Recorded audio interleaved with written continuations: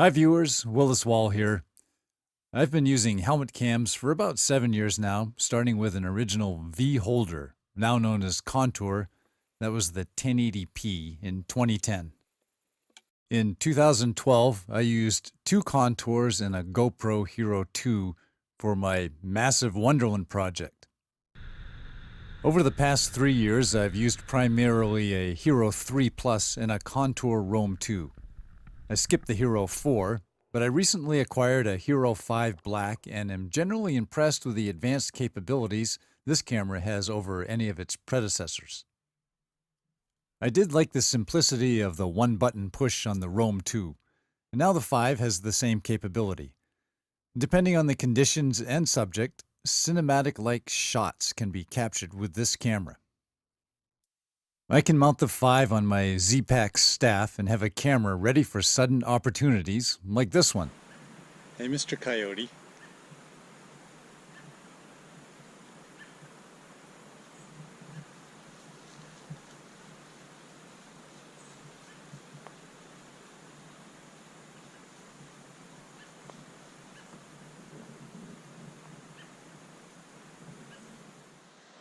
I shoot most of my footage in 2.7K. With the ability to set the camera for neutral profiles, I can tweak the settings in post-production on Final Cut.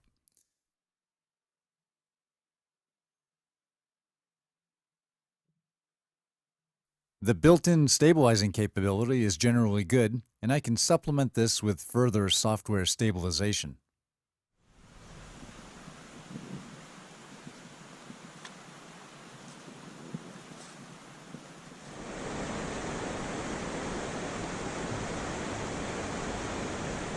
Mounted on the long staff, the distance is enough to capture your entire body in selfie shots.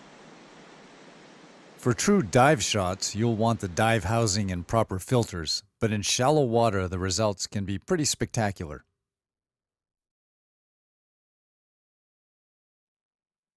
Notice the fish in the lower left part of the frame.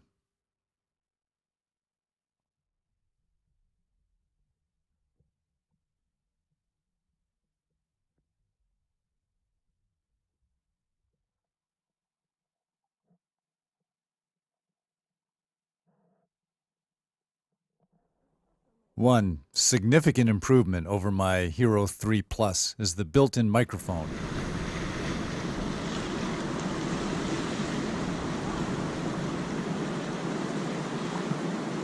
When at rest, the camera mic captures surprisingly good stereo audio.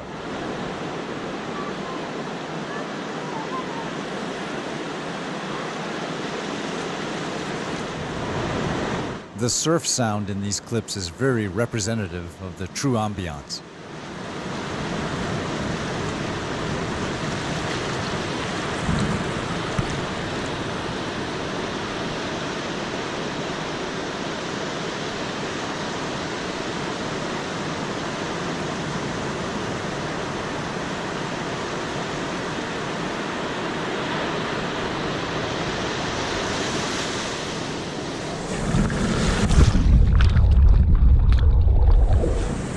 In these shots, the different footsteps are clear and precise.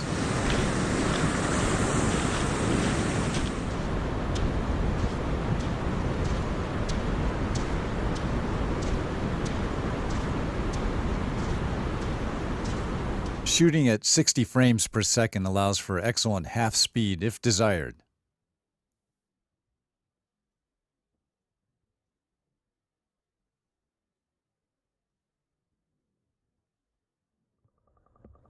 This shot was taken in the silty Ho River.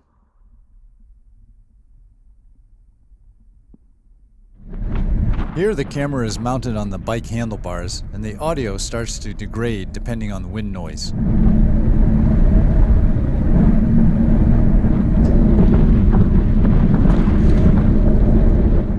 Another major consideration in outdoor shooting is different exposure in the same frame.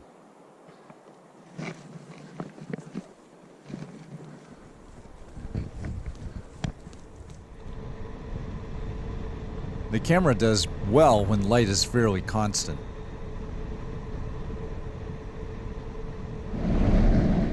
Here's a good example of degraded audio, with the audio processor being overwhelmed by wind noise.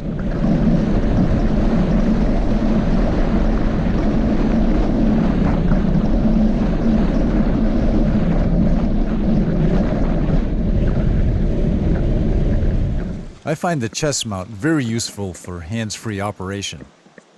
One problem I've had with the chest mount is mechanical noise generated by the camera and mount banging on each other or against my body or clothing.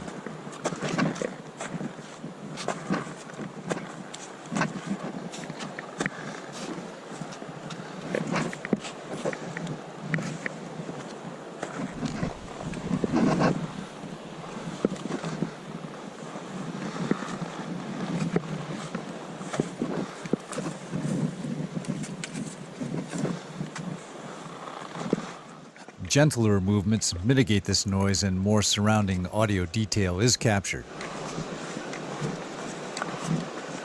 But in this shot, it basically ruins the ambiance audio.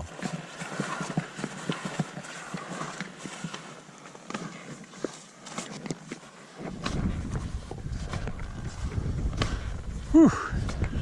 In your face.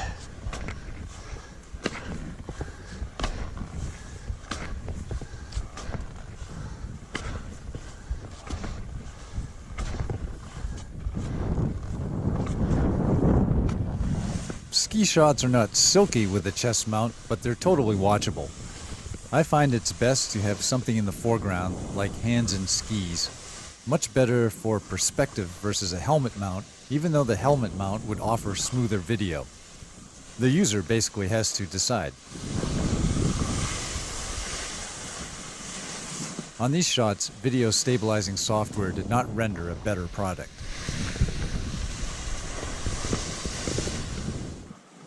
Post-production offers a chance for better balance exposure, but bright areas mixed in with darker areas in the same frame, it's tough for any camera, let alone one with limited optics and sensor like the tiny Hero 5.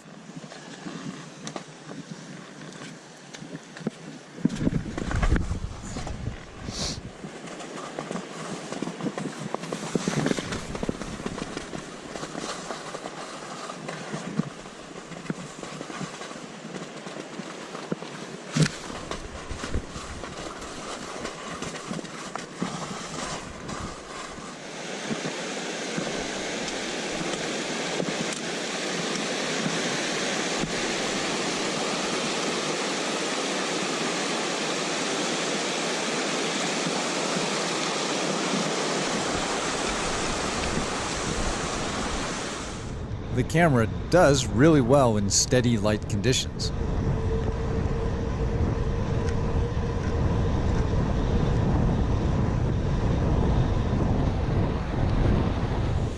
But tends to overexpose the lighter areas if shooting from shade.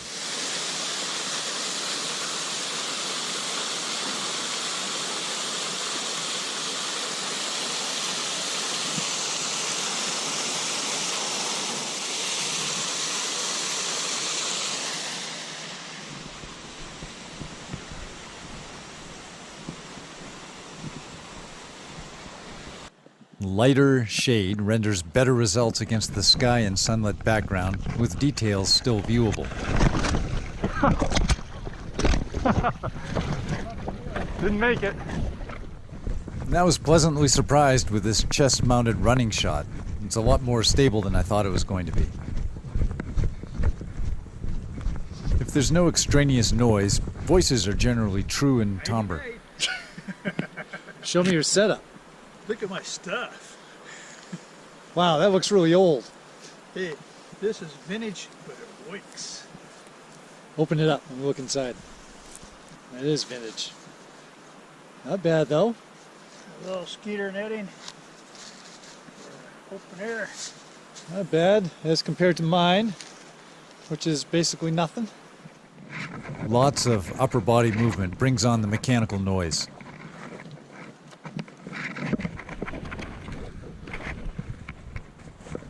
Somehow padding the camera may help mitigate this annoyance if one really wants to use the audio, like in this case.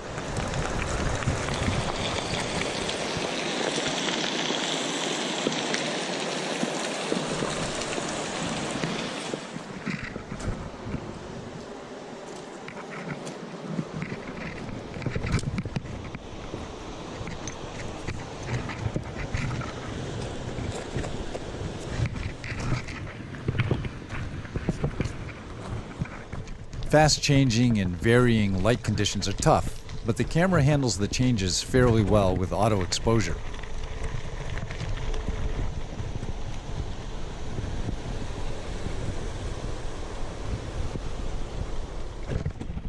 I'm also pleased with the absence of the jello effect during rapid movement, a common occurrence with the older cameras. Again, constant lighting renders good results.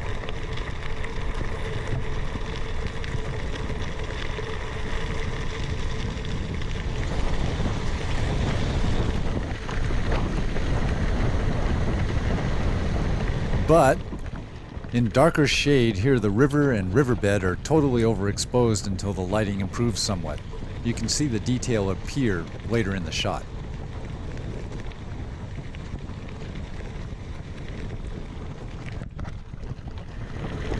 Now back to the very tough changing lighting conditions. I'm generally impressed with the camera's ability to cope.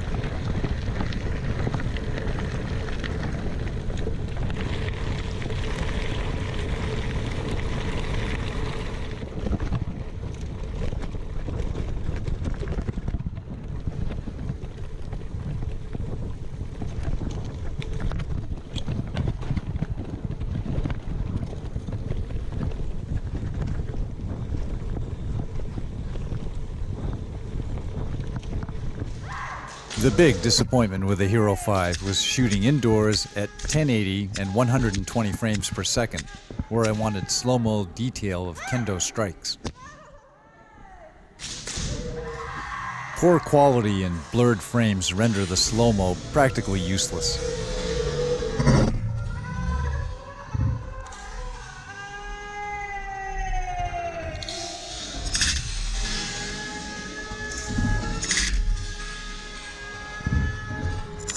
Here I wanted to capture the detail of this ski strike, but alas. But hey, the kiai is nicely drawn out.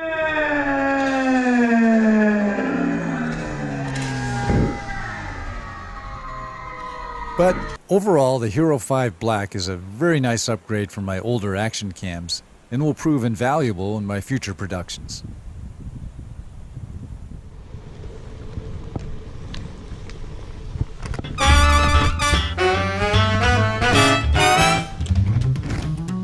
The end.